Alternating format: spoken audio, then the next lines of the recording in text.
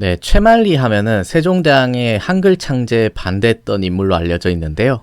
오늘은 실제로 최만리가 어떤 논리와 근거로 세종의 한글 창제를 반대했는지 한번 살펴보겠습니다. 최만리가 반대했던 상소문은 세종실록에 기록되어 있는데요.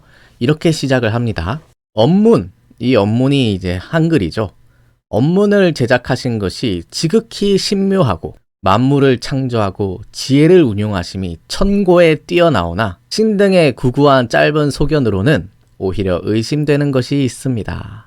앞에서는 언문 창제를 뭔가 칭송하는 듯 하면서 뒤에서는 의문스러운 게 있다라고 하면서 본인의 반대 논지를 열거해 나가는데요. 어떤 의견이 있었는지 한번 살펴보겠습니다. 최만리가 한글 창제에 반대한 6가지 이유가 있는데요. 그 중에 첫 번째입니다.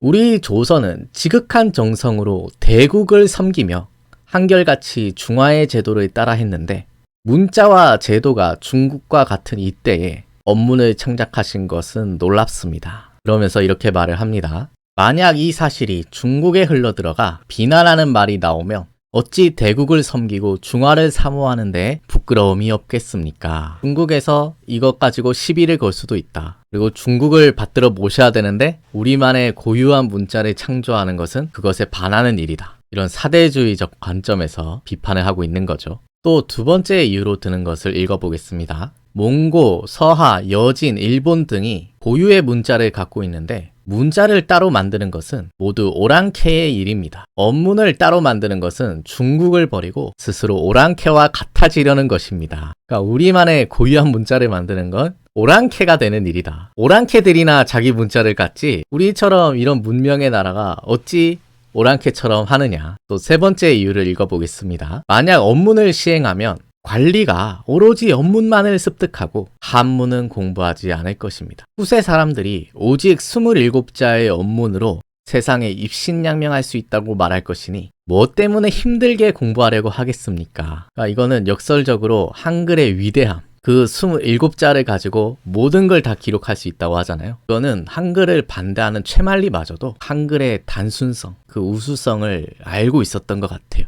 그러면서 이렇게 말을 합니다.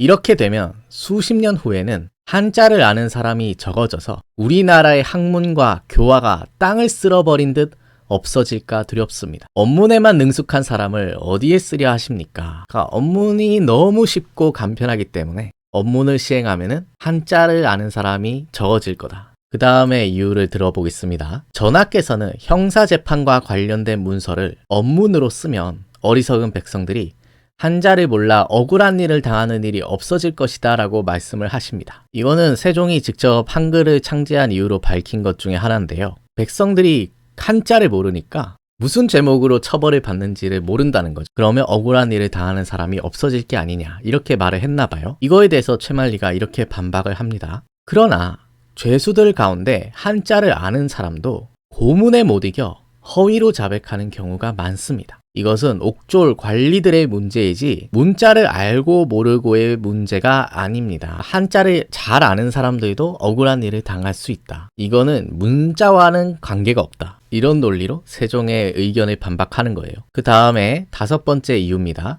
만약 어쩔 수 없이 언문이 꼭 필요하다면 이것은 풍속을 바꾸는 중대한 일이므로 마땅히 재상으로부터 하급 관료에 이르기까지 모든 신하가 함께 의논하되 나라의 모든 사람들이 옳다 하여도 다시 3번을 더 생각해 결정해야 됩니다. 최만리가 또 이렇게 말을 합니다. 그런데 여러 사람들의 의논을 듣지도 않고 갑자기 실무자 몇 명에게 가르쳐 익히게 하니 천하 후세의 공론에 어떠하겠습니까? 이 중차대한 문제를 어찌 여론 수렴도 없이 신하들의 의논도 없이 이렇게 실무자 몇 명한테 이렇게 알려주면서 진행을 하시냐. 공론 수렴 절차가 없었다는 걸 지적하고 있는 거죠. 마지막 6번째 이유입니다. 지금 동궁은 이제 세자를 말합니다. 훗날의 문종이죠. 문종이 성인의 학문에 더욱 매진하여 부족한 부분을 채워야 될 시기입니다. 언문과 관련된 일에 시간을 허비하고 있으니 학업에 큰 손실이 됩니다. 이거는 세자가 지금 공부를 해야 되는데 언문 일에 매달리느라고 공부를 못하고 있다.